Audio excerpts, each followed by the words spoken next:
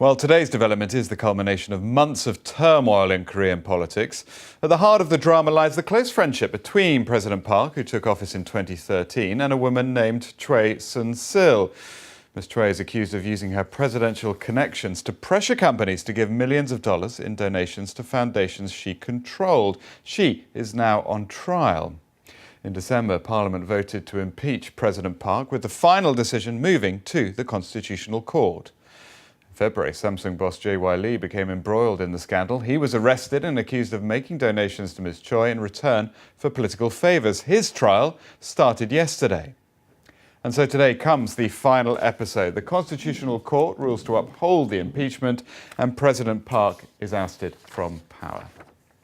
Well, let's discuss this further then with Robert Kelly, Assistant Professor at the Department of Political Science at Busan National University in Busan. Good to have you with us here on BBC World News. We have seen some protests on the streets. Do you see that as a harbinger of things to come?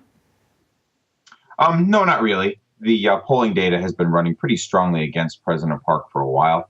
Something like 60 or 70% of South Koreans would like to see her out of office, if not in jail. Her approval ratings have been in the single digits for months.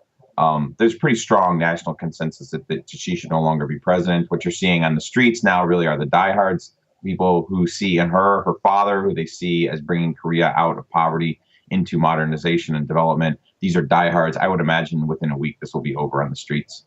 And what do you make of what's happened up until culminating, of course, with today? I mean, it seems very turbulent, but is this the democratic process in action?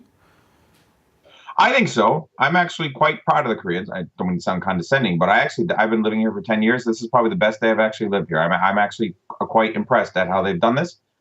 Very few democracies go the whole way through an impeachment process. The South Koreans did this without violence, without chaos. They followed the constitutional rules.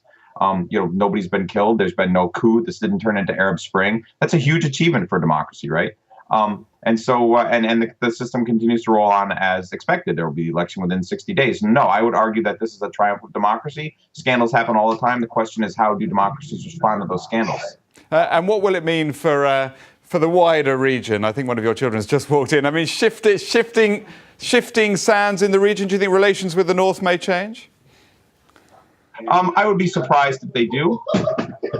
Pardon me. Pardon me. My apologies. What's this going to mean for the region? My apologies.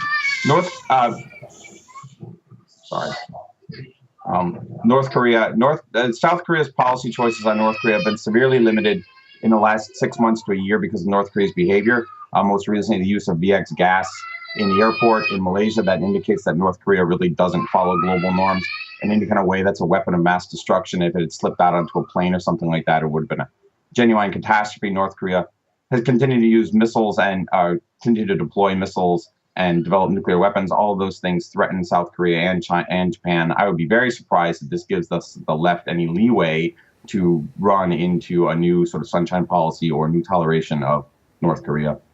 Robert, many thanks. That's the first time for everything. I think you've got some children who need you. Robert Kelly of Busan National University, thank you very much.